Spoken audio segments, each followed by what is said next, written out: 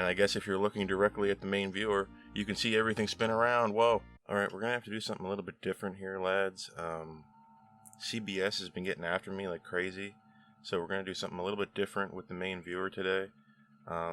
If it looks a little different, that's why.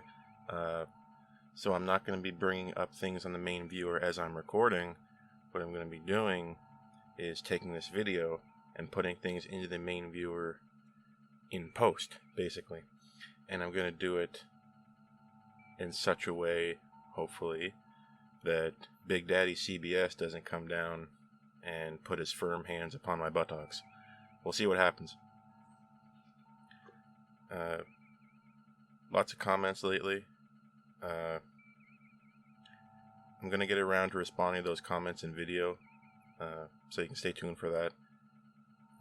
If you guys like the video, subscribe. If you hate it, click like, and let's get right into it. Oh, by the way, do you guys want to see the rest of my ship? I can ask the chief engineer. We can go see the rest of the ship. It's not just the bridge. I can show you engineering, I can show you the conference room, I can show you some hallways, I can show you the captain's quarters.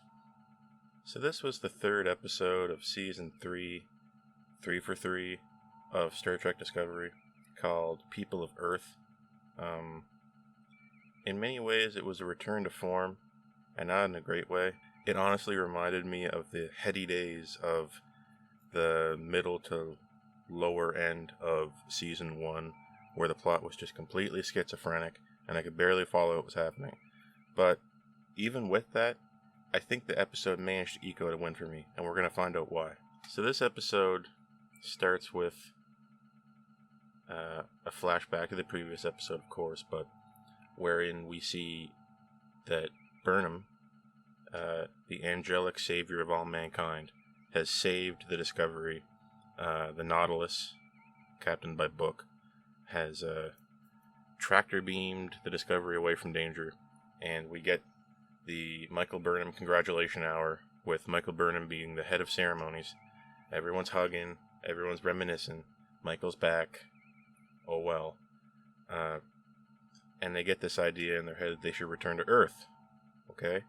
And they have the spore drive, and of course Book is amazed by the existence of the spore drive, because in 1,000 years, no one has discovered the spore drive again. No one has discovered the existence of the mycelial network. I guess Stamets and co. were just that smart that they could invent something that nobody else would discover. Not even Voyager. That's beside the point. Because when the ship starts to spin, and it uses its spore drive, Book says, "Oh shit, you didn't tell me about the spinning." And I guess in my mind, I'm stupid, because in these last 2 seasons, I thought that you couldn't feel the spinning or see it. I thought it was purely visual. I thought that the spinning occurred it spun relativistically in a way. Like, they did not see the spinning, but we did, because we were looking from the outside, and it was purely visual. It was a trick of the light, so it was relative, but I was wrong. And I guess if you're looking directly at the main viewer, you can see everything spin around. Whoa. So I was wrong.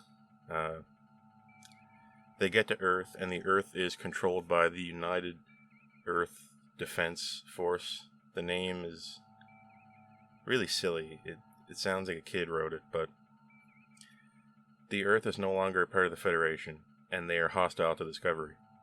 And the Discovery, the crew gets this amazing idea to, hey guys, let's not Kurtzman jump into the scene.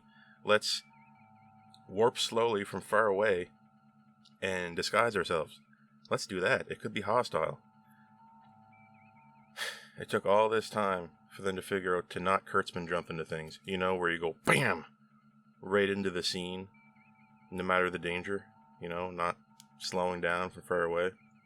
So they go to Earth, and I guess apparently you can go maximum impulse and go from Saturn to Earth in like 2 seconds. I don't know how that's possible. It should take like 20-some minutes. I don't know. Just some quick math in my head. I could be totally wrong, but it didn't feel like it should only be a second. They get to Earth, and wouldn't you know it, the United Earth Defense Force beams onto the ship, sequesters them away. They're saying like, hey, we control Earth now, and everything sucks because of the burn. And all the dilithium went away, and big whoop. And they don't trust Saru, who is the captain now, by the way. Good. One of the inspectors, Adira, beams on, and she's messing around in engineering, and she immediately hits it off with Stamets, kind of in an adversarial way at first, but then they become friends. And the United Earth Defense Force tells the crew of the Discovery about a character named Wen. And we have a trope with this season now, where some cool big bad alien guy you think is going to show up, and that turns out to just be a human, because Wen is some kind of raider that's stealing dilithium from Earth's dilithium supply, I suppose. And he's not unlike Zera in the last episode. So this is episode 3's Zera. His name's Wen. So they hatch this scheme to put the Nautilus in the shuttle bay of Discovery, which was a cool scene, and put the Discovery's dilithium reserve into the Nautilus, and then cloak the Nautilus so that they can hide their dilithium, which is it's kind of clever. I'll give them that, but they get discovered anyway. In some quirk of one of the bridge officers getting caught in a lie, they accidentally reveal that they do have dilithium. They reveal to the UEDF, yeah, that's right, to them that they actually do have dilithium, and they lied, and yada yada yada. Here comes Wen. Oh my god, what do we do? The Nautilus uncloaks with Michael and Book in tow, and they take the dilithium away from the Discovery. They trust in Michael Burnham. They put all their trust in Michael Burnham, and they allow themselves to get, the Discovery that is, allows himself to get shot by Earth Defense Forces in a show of good faith, which is what I would have done. It's not that dumb. And Nautilus manages to barter with Wen for the dilithium, and then in some scene that was probably cut because the episode was too long, they managed to subdue Wen and take him under arrest into the Discovery, whereupon they take off his cool alien mask to reveal he was just a human. Oh my god, why? And then because they saw each other as human, they realize that they need to work together, and Wen and Earth Defense Force need to share their dilithium. Oh my god, I just needed to see that he was a human to relate to him. Why? Who cares that he's a human? Why? I'm sure if he was an alien, his needs were no less justified. But, whatever. And it turns out Wen was a human and they were living on Titan, in a research outpost. So they agree to share dilithium in exchange for sharing research, and Earth shares engineers with them to fix their problem. Everything's great. Yada yada yada. Reminds me of the last season of Star Trek Enterprise with Archer mediating meetings between Andorians and Tellarites. So, hey, we got the Federation's coming back. Cool. I'm gonna have a job again. Great. So Adira decides to stay on the ship, and the distress signal or call, whatever, from the mysterious Starfleet admiral that was sent out 12 years ago, admiral or commander, I forget, Senetal. It turns out that Senetal was a Trill, and Adira, being a human, received the Trill symbiote into her body, and now Adira is, because she's a human and is not trained to cope with the existence of the Trill, she's now all kerfuffled in her head, and now she's going to be a get out of jail free card for the plot, because nothing will work, and then she'll go, oh my god, I remember something Senetal is telling me, and she'll save the day. So we got another superhero character. I know it sounds like I'm being very negative, but I didn't hate this episode, because we got to see some cool stuff. We got to see characters other than Michael acting normal. I liked Book. Book was awesome. I didn't want to see him go. Why is Book gone? Where is Book? Why is Book gone? Where did Book go? Book, I guess, is now being relegated to end of season save scene, which happened in season 2 of Discovery, and it happened at the end of Lower Decks. So we're already setting it up for a final scene of the season save on behalf of Book this time. Previously, Riker and Picard, Riker in Lower Decks, and Saru's sister and a few other characters in season 2 that somehow learned to pilot spaceships after having spent an entire lifetime farming kelp. Yeah, I don't know either. So that about does it for the plot of this episode, and now I'm going to break down some of the things I noticed. Michael's hair is much nicer in this episode. I was getting tired of the strange kind of eraser top thing that she had. This was much nicer. So, good job. They elaborated on something that was confusing from the first 2 episodes for me. For the first 2 episodes of this season, I was wondering why is it that alternate forms of faster-than-light travel do not perform in this universe anymore? And they said that the Federation did try to use things other than dilithium mediated warp drive, and it failed. So we've addressed that concern, I guess, but that doesn't address the fact that other alien species have methods of faster-than-light travel that do not use dilithium and should still work. So I'm wondering if we're going to address that. Why is it that Burnham sanctimoniously gets to award the captaincy to Saru and award a badge to Book? Like, it makes it feel like they're trying to appease Michael Burnham fans by showing that, no, she's really above it all. She's actually in this quasi-superposition of being ahead of the Discovery crew and below them at the same time. She presents the seat to Saru, and everyone is just, oh my god, thank you, Michael. You made Saru the captain. You're so cool. And then kind of the same thing happens with Book when Book joins the crew as a disguise. Again, this was the Michael Burnham congratulation hour. There is a moment in this episode where Book tries to get a drink of alcohol from the replicator / synthesizer, and Michael mentions that it's synthahol, and which was very confusing because is this ship not from before TNG? Because Scotty in the episode Relics of TNG, by Transporter Magic, appeared on the Enterprise Galaxy class and mentioned that he was confused by the synthahol drink and he wasn't used to it, suggesting that they didn't have synthahol on the Constitution class, and yet this is a crossfield class. So from whence comes the synthahol? Why is Tilly all of a sudden an engineering whiz in this episode? They even pointed out, she even says that she was an engineering whiz when she was young. Shouldn't this have happened in season 1? Why is she all of a sudden doing a Geordie? You know what I mean? Going the first 2 seasons, or the first season and a half or whatever, and then all of a sudden, boop, you're in engineering. I don't know. It's kind of stupid. Kind of just feels like it's dropped on you out of nowhere. It's odd that the dispute between Earth and Titan was solved by one conversation. It reminds me of a video game. I think these people have been playing too many Bethesda video games where you can change someone's entire outlook on life if you passed a certain skill test. Like Saru had a 14 charm stat, and it just somehow worked. And these 2 characters in Wen and the UEDF inspector just immediately flipped the script on their entire livelihood. Like, they just, oh my god, I was so wrong. Let's work together. I mean, this stuff would take a whole season. That should be the entire season. You know? Stamets spills the beans on everything about the Discovery. How the spore drive works. And how they're actually time travelers to Adira. And I have to wonder if he got that okayed with Saru first. Because Saru came up with a lie to tell the UEDF to get some heat off them.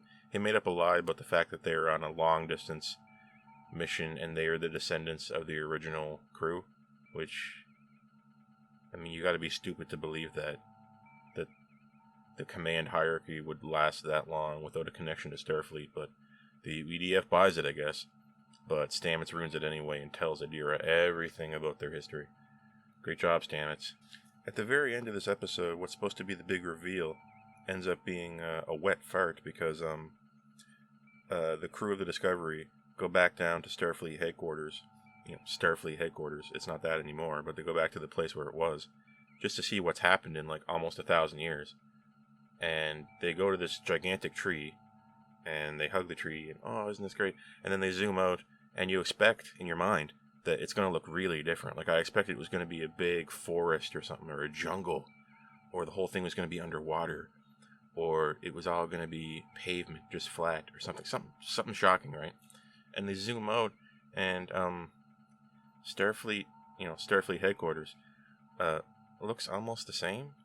Like, it does not look like 900 and some years passed. Are we really running out of that much money right now? Is this really happening? Are we really not being able to afford changing the CGI at all? Like, I kind of wanted a jungle or something. Because the way the zoom out is, it feels like it's supposed to be a reveal, but it reveals nothing. Kind of sucked. This episode felt like a Burnham congratulation hour, with Michael being the head of all the ceremonies. I assumed Sierra was just captain by default, but I guess he needed permission from Michael. Tilly and Book were strong in this episode, and Adira looks like a cool addition to the crew. I really wish he was Senetal's daughter and not a host for his symbiont, though. That would have been cooler. This is the first episode of this season with standout musical score that I actually noticed. It was very nice. This episode sets up the main story arc for the season, which is probably finding Starfleet/Federation HQ out in space somewhere. Unless this season goes totally off the rails with its final third, like the last two seasons. Felt a little schizophrenic, but not totally awful. My favorite episode so far. 5 out of 10. What's interesting about this season is that I didn't like episode 1 of this season at all, and then I liked 2 a little bit more, and then 3 a little bit more than that. So this season is interesting in that I find every episode to be slightly better than the one previously. If this continues, I'll like the show. But if it's like season 1 and season 2, we're going to hit a halfway point, and the plot's going to go completely schizophrenic, trying to tie up all these loose ends, and it's going to completely lose me. So, that's that. Now let's take a look at some comments. Alright, Wilford Gray says, thank you for continuing your reviews beyond Lower Decks. No problem. Although I must say it's a lot less fun reviewing Discovery, because I thought Lower Decks was just okay, and Discovery... what else do we got? What is the water sound in the background about halfway in? Says power cage. Just above the bridge, we have pipes running above it, and wastewater from one of the washrooms runs above me, and that's what you're hearing on the microphone. Wilford Gray asks, why come not show us Q? CBS. I'm still in the discovery phase about what I can and cannot show on screen, and hopefully we're going to have that ironed out soon. Power Cage commented, remember that one girl in TNG who spilt hot cocoa on Captain Picard? Nothing happened to her. Well, yeah, that's fine, because that was a mistake. It was an honest mistake. She just had the drink and ran into Picard. It looked like Mariner had put the bowls of noodles directly on the panels of the shuttle, and that was a lot more willfully ignorant than accidentally holding something and bumping into someone, I think. But the point is taken. Mr. Pete channel needs 800 subbies commented, I disagree. It did advance the overall story by Boimler finding out that Mariner is the captain's daughter. Yeah, I guess what I meant by that was that in the episode where Mariner is discovered by Boimler to be Freeman's daughter, I guess what I should have said was that it advances nothing for us. Like, we knew that she was the captain's daughter all along. That was my fault. I may have not made that exactly clear. It does advance Boimler's plot, just not the overall plot of the story, so I'm sorry. Captain RGD commented, seriously, why are you reviewing a show that you don't seem to like? Well, why review anything? Like, why would you review only things that you liked? There's no point in that. You shouldn't only review things that you dislike. You should just review things. Like, don't just pick one. And what's funny about this is that he's commenting this on a video I made about Lower Decks. And I actually liked Lower Decks, which is interesting. So that about wraps it up. This is Lieutenant Mark signing out. Remember to like and subscribe if you want to see the rest of the ship and whatnot. And I'm going to get back to my duties on the Dingwall. And see you guys later. Yeah.